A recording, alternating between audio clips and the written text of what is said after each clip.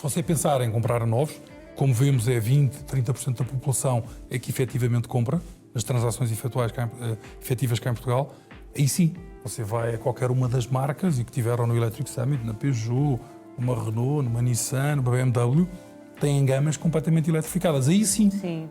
Agora, por uma questão de preço, por uma questão de arriscar na tecnologia ou não, já é uma decisão sua, mas claramente a oferta está lá e hoje em dia cada vez mais diversificada. Um exemplo muito claro é, talvez um dos carros mais acessíveis e que tem mais procura, por exemplo, no stand virtual, naquele segmento chamado o pequeno citadino, é o Zoe.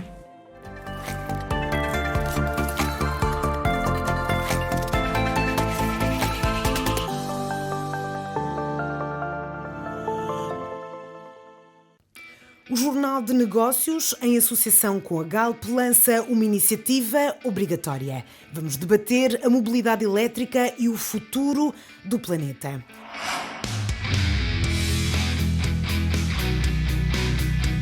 Com uma cada vez maior oferta de automóveis elétricos no mercado, comprar o seu é apenas uma questão de escolha. Os modelos são cada vez mais autónomos e acessíveis, conectados e confortáveis, potentes e, em todos os casos, amigos do ambiente. Eu acho que há aqui dois elementos que é importante o mercado entender. Hoje em dia, nós estamos aqui numa área onde também trabalha muito o elemento da televisão, e as marcas, quando falam hoje em dia de carros novos, 80% a 90% da comunicação é falar de elétricos. Certo. Isso naturalmente também influencia no consumidor, o governo também ajudou, quer dizer, e nós vimos isso no stand virtual, ou seja, há um aumento da procura de carros elétricos, e nomeadamente os carros híbridos, os plug-ins, muito significativa. No entanto, a realidade é, mesmo quando se olha para o stand virtual hoje em dia, eu diria que apenas 5% dos carros que lá estão são eletrificados, 25% não são. A realidade em Portugal do parque circulante, e quando eu digo parque circulante, é os carros que andam aí na estrada, nem 2% são carros eletrificados. Certo. Ou seja, entre aquilo que é aquilo que as pessoas ouvem em termos de comunicação, dá a ideia que o mercado hoje está todo a ficar eletrificado. Vai demorar muitos anos até o mercado como um todo estiver eletrificado. Ou seja, em Portugal vendem-se cerca de 200 mil carros numa altura normal. Fora de pandemia, podemos falar em 200 mil carros novos ano. Ou seja, o parque circulante são 4 milhões. Certo. Se durante 10 anos seguidos só se vendessem carros elétricos e eletrificados, só daqui a 10 anos é que tínhamos 2 milhões de carros. Ou seja, isto é um processo que estamos a caminhar, exatamente. mas às vezes daqui a 3 anos os carros são todos elétricos. Em termos de parque circulante vai demorar mais um bocadinho, mas esse é o caminho, essa é a tendência. Aqui é só mais uma perspectiva de acerto de realidade, na perspectiva de que é o dia-a-dia. E esta questão de, em média, cerca de 1000 carros elétricos serem anunciados diariamente? No stand virtual? No stand virtual. Se olhar que no stand virtual hoje em dia temos cerca de 57 mil anúncios entre motos e carros, mas dos quais 55 mil são de carros, 1000 anúncios não são assim tantos, não é? Ou seja, hoje em dia ainda temos uma preponderância muito maior dos veículos a diesel e a gasolina, e aí sim há alguma inversão de mercado, ou seja, começaram a aparecer muito mais carros a gasolina, porque o mercado, por questões ambientais, virou-se mais para a gasolina. Agora, como lhe dizia, ao longo do tempo vão começar a aparecer mais elétricos, mas o stand virtual, como é um reflexo do mercado, é um reflexo dos carros que as pessoas têm e que têm para vender, hoje em dia apenas 2% são elétricos, não é? E por isso vai demorar algum tempo a que a oferta de elétricos, nomeadamente em usados, venha a crescer mais. Já por outro lado, em breve nós no stand virtual vamos criar uma área de novos, onde aí você está a configurar o carro que quiser. Seguramente aí vamos esperar que a procura que as pessoas vão fazer à volta de pesquisar e de configurar carros, se calhar 40% ou 50% vai andar à volta de elétricos, mas não são carros físicos. É aquilo que a gente costuma chamar wishful thinking, não é? É o carro que eu gostaria de ter, mas depois na prática nem toda a gente acaba por comprar um novo, acaba por comprar usado, e às vezes o elétrico mesmo assim por vezes tem um custo mais elevado e as pessoas acabam por caminhar por outra opção. E quais são as dúvidas mais comuns que a mobilidade elétrica ainda suscita nos consumidores? São várias. Eu lembrava-me aqui uma que tive recentemente num webinar com o Nilton, que tem um carro, vocês que são mais jornalistas às vezes têm estas coisas, não é? Ele é embaixador de uma marca e tem um carro híbrido. E ele dizia, eu moro no 7º andar e não é fácil trazer um cabo aqui do 7º andar até lá abaixo para carregar o carro. Ou seja, em muitas circunstâncias parece que é simples, mas não é assim tão linear a todas as pessoas poderem, ao final do dia, carregar o carro. Acho que esse é o primeiro ponto. E por isso as pessoas têm que, de facto, ver bem, na sua situação pessoal, se é possível carregar o carro com facilidade. Hoje em dia, como estamos, a maior parte das pessoas estão numa ótica de home office, às vezes tem mesmo que ser a infraestrutura na casa, se o permite. Deixa-me perguntar-lhe isto. Nós, todos os dias, temos que carregar a bateria de um carro elétrico à ficha? Não obrigatoriamente. Okay. Ou seja, se você só sair para ir à farmácia 5 minutos e voltar, é um bocadinho como o telemóvel, também descarrega, mas se você não o usar, aguenta um bocadinho mais. Não é? Mas as baterias têm aqui uma particularidade que elas vão se regenerando, não é? E principalmente na condução citadina. Mas é tal história, ou seja, se por um lado, em determinadas situações, você tem que andar com o carro para ela também regenerar. Não é? E nesse sentido, se você está com o carro parado, aquilo também não mexe. Mas o ponto fundamental é, ponto número 1, as pessoas, e está a tocar num tema muito importante, que é o tema das baterias.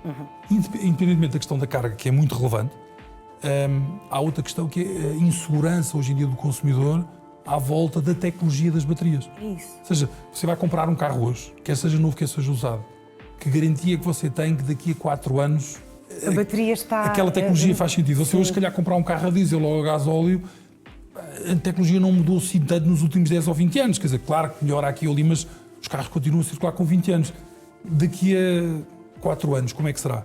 Ou seja, essa é uma insegurança. Não quer dizer que, na prática, as pessoas não possam arriscar e, nomeadamente, aquilo que sentimos na perspectiva do consumidor também é, e eu já disse isto noutras circunstâncias, aquilo que nós vemos no Stand Virtual é que os consumidores têm uma visão holística do carro. O que é que isto quer dizer?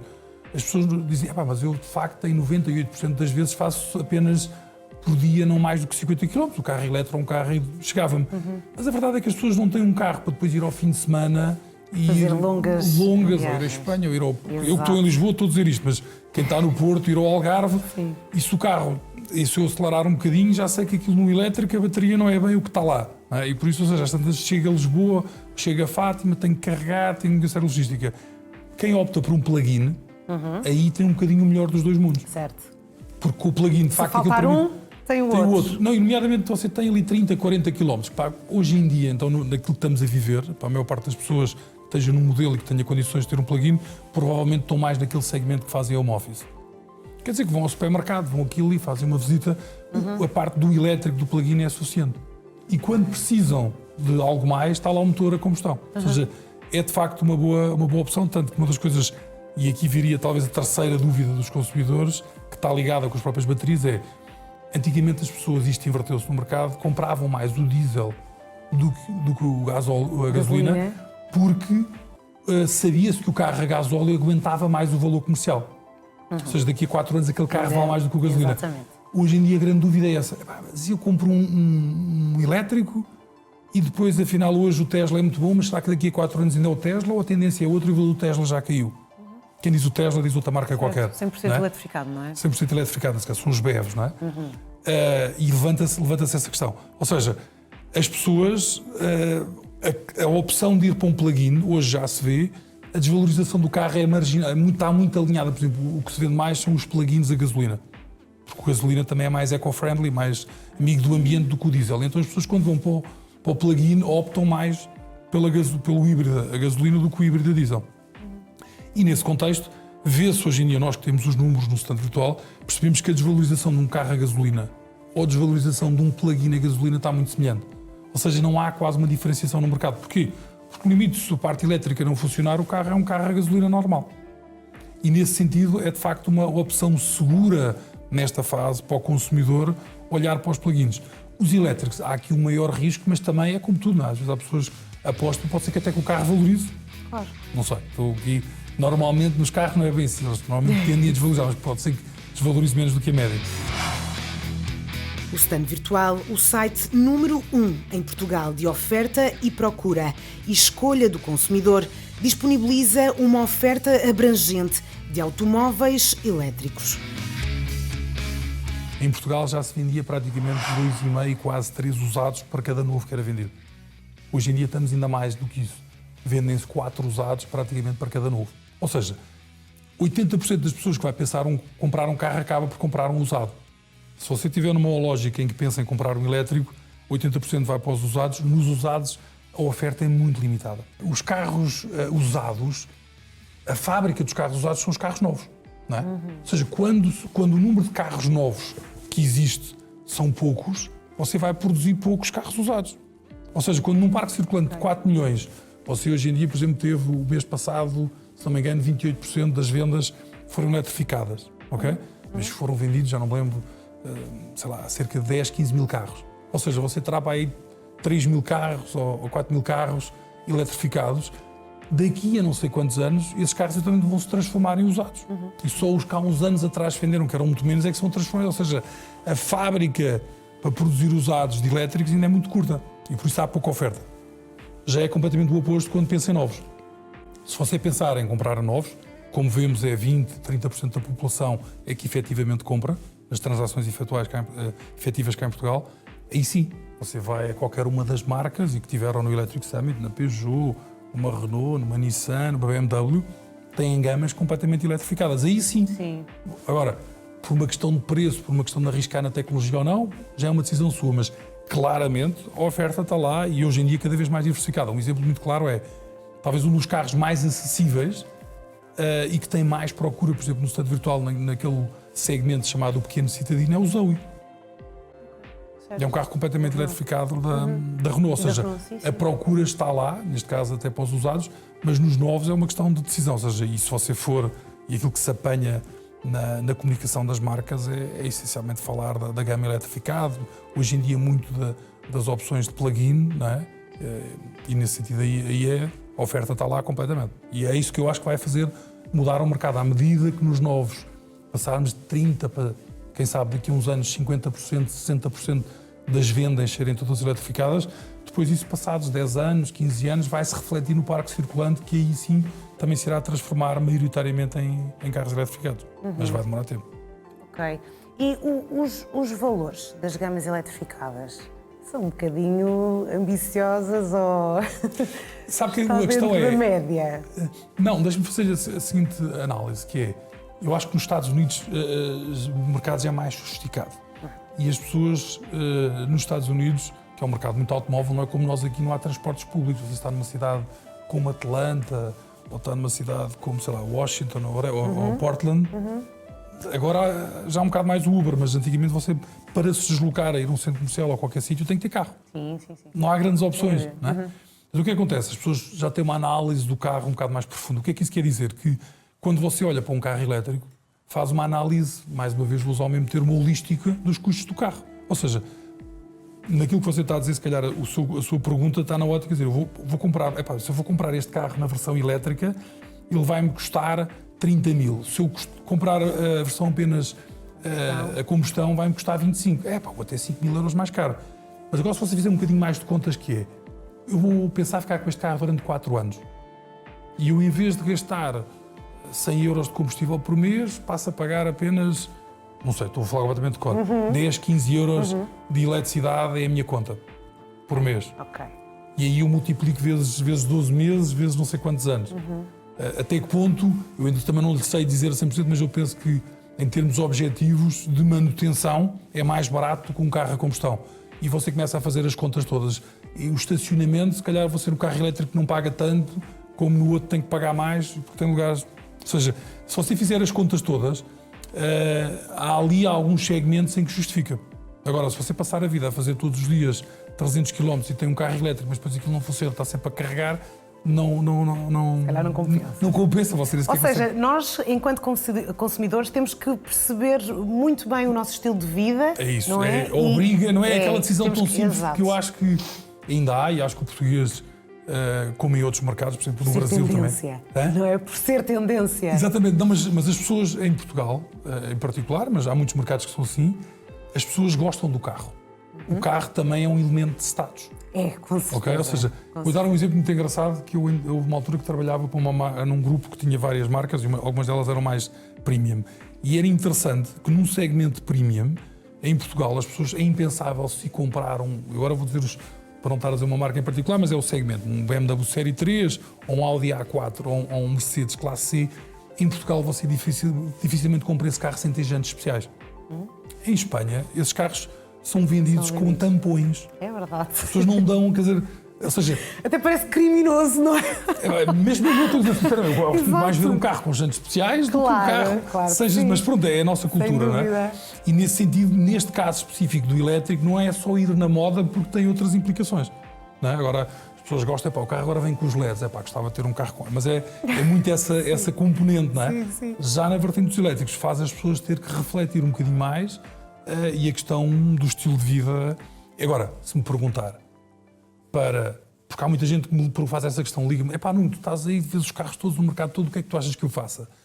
A minha tendência eu acho que o plug-in, em princípio, é um no-brainer, não é? Porque você, naqueles dias em que anda pouco e não sei o quê, de facto consome pouco e... Jogar pelo seguro também. Eu tenho um colaborador meu, um colega meu, que mora do outro lado do rio, ele está a fazer home office, mas a mulher dele vem todos os dias, ou quase todos os dias, para lá de cá. Ele diz, eu de facto deixei, ou seja, a conta caiu, e de facto a maior parte do tempo é usar a vertente elétrica, mas quando faz essas deslocações salta para o lado de cada ponta e volta e não faz mais do que os 40 km, ou seja, o carro dificilmente entra em combustão. Agora, se você estiver no outro em que faz 300 km por dia, como eu tenho alguns dos nossos comerciais que fazem o caminho todo, e houve uma altura que nós os tínhamos com carros elétricos, aquilo é ineficiente, ou um plug-in e não funciona. Mas acho que é importante também nós termos esta noção de que quando nós adquirimos um carro elétrico, não é só a questão das nossas contas ao final do mês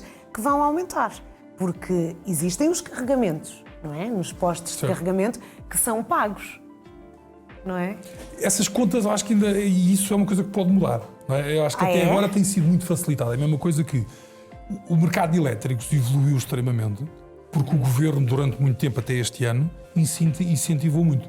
Ou seja, era claramente benéfico para uma empresa e mesmo para as pessoas particulares terem um veículo elétrico. Por vezes tinha determinados descontos, então nas empresas. Isso é. Não é? Ou seja, esses incentivos fiscais, neste orçamento e com o contexto todo da pandemia, ainda lá estão, nomeadamente, por exemplo, os híbridos deixaram de ter. Os plug-ins ainda têm, mas têm que ter uma autonomia suficiente, não é? E nos elétricos também, mas não está ao mesmo nível que estava antes. Ou seja, se o governo empurrar, naturalmente também os elétricos vão dar. Ou seja, eu sei que há aqui várias críticas, não é? De que às vezes é para o governo, mas eu acho que há aqui um equilíbrio. Nós estamos a passar um ano muito difícil, com forte exigência sobre o Orçamento de Estado. Acho que eu não consigo fazer aqui uma avaliação de se é suficiente, se é insuficiente. Naturalmente, quem estará do lado, se calhar só da venda de novos, quanto mais tiver, com certeza que sim. E mesmo dos usados, para produzir mais usados. Mas acho que de uma forma independente do mercado, acho que tem que haver um equilíbrio, tem que se entender que será natural que o mercado, não só aqui ao nível dos carros elétricos, como em outras vertentes, tenha que aligerar, porque hoje em dia há outras questões sociais e questões de saúde, onde o dinheiro tem que ir e tem que se encontrar aqui alguns equilíbrios. Por isso, eu, por mim, aí tenho uma posição mais neutra. Acho que é importante que haja um bocadinho esta desconstrução, que é, não tenho dúvida, que o futuro são versões eletrificadas. Às vezes quem diz eletrificados pode ser que o tipo de combustível até venha a ser outro, seja hidrogênio. Mas isso é um futuro para esses 10 anos? Que não sei, eu acho que esta história do hidrogênio é diferente. Não? Hoje em dia o que se fala é que talvez o hidrogênio possa vir a fazer mais sentido para transportes públicos ou para os aviões, não sei o quê, mas a Toyota está a tentar empurrar uma opção de fuel cell baseada em hidrogênio. Ou seja, mas não sei dizer, não tenho bola de cristal para dizer que daqui a 2 anos fará muito mais sentido e as tradicionais baterias já não. Okay? Ou seja, esse tipo de variáveis podem mexer aqui com o mercado e não é totalmente evidente. Dito isto, acho que é inevitável um modelo de eletrificação, uma alteração, porque por vezes se diz, e também às vezes é uma desconstrução que é importante fazer, que é o carro, por ser elétrico e não estar a produzir poluição imediata, para produzir eletricidade há fábricas atrás e há N poluição para meter energia naquele carro. Okay? Entre o deve e o haver, talvez os veículos em combustão também têm a mesma coisa. Também há fábricas atrás para produzir os carros, para tirar o petróleo e tudo mais. Ou seja, na prática, quando olhamos isoladamente só o carro elétrico, as emissões que estão, de facto, é muito menos poluente. Mas também tem uma máquina atrás para aquele carro por andar, para aquela eletricidade estar naquele carro. Ou seja, e isso no sentido é preciso ter essa visão das coisas. Agora, acima de tudo, e eu há pessoas que me perguntam, Nuno, mas isto aqui, daqui a uns anos, de facto, os carros vão ser todos elétricos.